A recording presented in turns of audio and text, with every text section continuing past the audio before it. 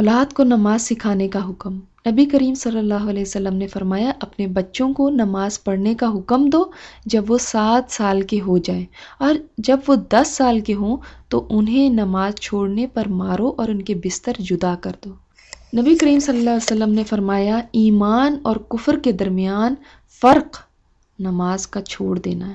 دیکھیں، کوئی اور چیز نہیں فرمائی، نماز کو چھوڑنا انسان کو کفر تک لے جاتا ہے۔ تو اس کا مطلب ہے کہ اسلام اور کفر کے درمیان جو دیوار ہے وہ نماز کی ہے۔ دوسرے لفظوں میں، نماز کا چھوڑنا مسلمان کو کفر تک پہنچانے والا عمل ہے۔ نبی کریم صلی اللہ علیہ وسلم فرماتے ہیں، جو شخص نماز چھوڑ دے تو یقیناً اس کی بابت اللہ کا معاف کرنے کا ذمہ ختم ہو گیا۔ یعنی اب اللہ چاہے تو اس کو معاف کرے، چاہے تو سزا دے۔ اللہ تعالیٰ کے ذمہ نہیں ہے اس کو معاف کرنا۔ اب حضرت ابن عمر سے روایت ہے کہ نبی کریم صلی اللہ علیہ وسلم نے فرمایا، جس شخص کی عصر کی نماز فوت ہو جائے تو گویا اس کا اہل یعنی اس کے گھر والے اور مال لوٹ لیا گیا۔ آپ سوچیں، جس کے گھر والے بھی لوٹ لیے گئے اور اس کا مال بھی چلا گیا تو باقی کیا رہا اس کے پاس۔ تو آپ صلی اللہ علیہ وسلم ایک دفعہ سردی کے موسم میں باہر نکلے، پت جھڑ کا موسم تھا۔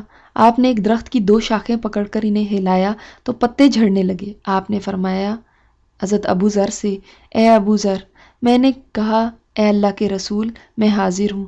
آپ نے فرمایا، مسلمان جب نماز پڑھتا ہے اور اس کے ساتھ اللہ کی رضا چاہتا ہے تو اس کے گناہ اس طرح گرتے ہیں جس طرح اس درخت کے پتے جھڑ رہے ہیں۔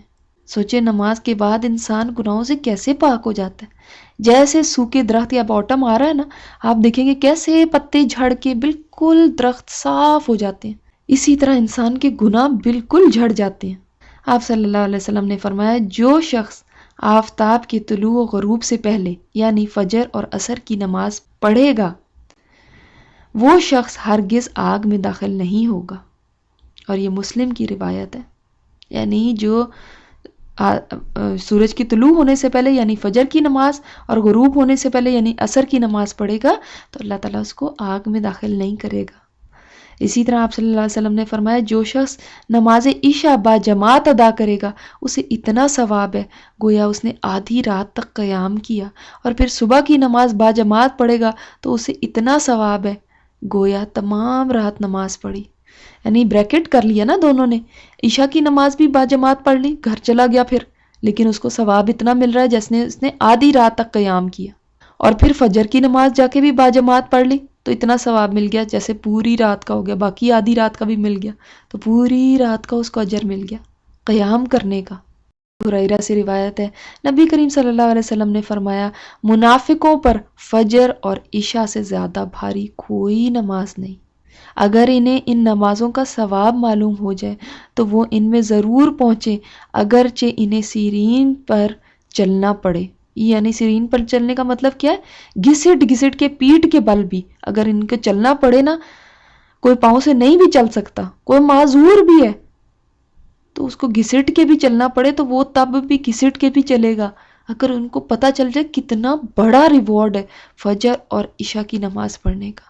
کہ پہلا سوال نماز کا ہے، یہی نہیں صرف ہوگا کہ نماز پڑھی یا نہیں پڑھی، بلکہ یہ بھی کوسچن ہوگا کہ وقت پہ پڑھی یا نہیں پڑھی، اس کے اندر آپ کا خشوع و خضوع تھا یا نہیں تھا، سنت کے آپ نے طریقے پہ پڑھی یا نہیں پڑھی، یہ سارے کوسچنز ہوں گے۔ یعنی نماز سے متعلق سارے سوال آپ سے کیے جائیں گے۔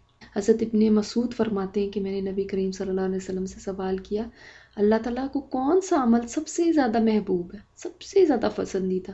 آپ صلی اللہ علیہ وسلم نے فرمایا، وقت پر نماز پڑھنا۔ یعنی جو آپ ٹائم پہ نماز پڑھتے ہیں نا، وقت پہ نماز پڑھنے کا مطلب کیا ہے کہ یعنی جو اس کا ٹائم ہے اس کے ودن نماز پڑھتے ہیں، اور اس کا افضل ترین وقت کون سا ہے؟ جو شروع کا وقت ہے، اذان ہوتے ہی جو ٹائم ہے نا وہ افضل ترین ہے۔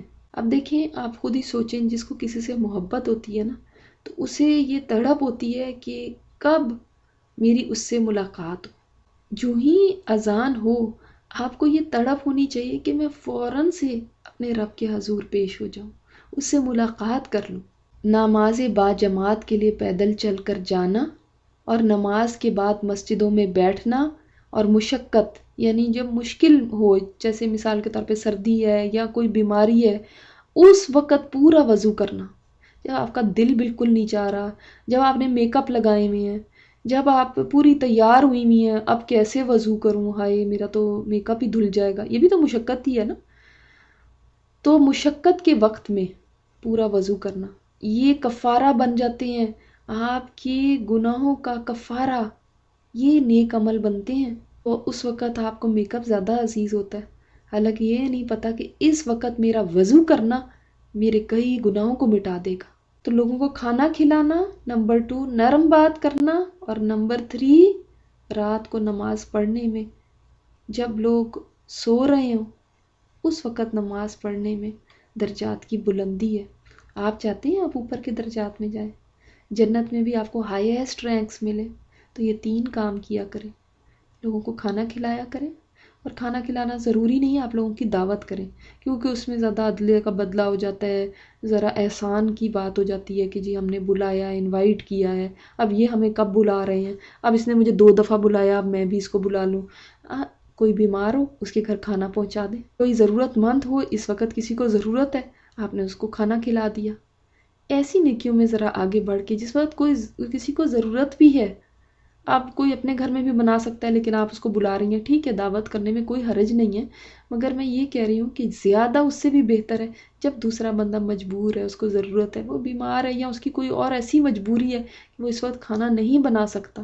مثال کے طور پہ کسی کے کا امتحان ہے، یا کسی کی ایسی کوئی بچہ بیمار ہو گیا ہے، یا اسپتال میں وہ پڑا ہوا ہے، اب گھر والوں کے لیے کھانے پینے کی مشکل ہوئی ہوئی ہے، تو یا کوئی سفر پہ گیا ہوا ہے، اس کے پیچھے اس کے گھر والوں کا خیال رکھنا اور ان کو کھانا پہنچا دینا، تو اس وقت وہ ضرورت مند بھی ہیں اور کھانے کی بھی ان کو دقت ہو رہی ہے.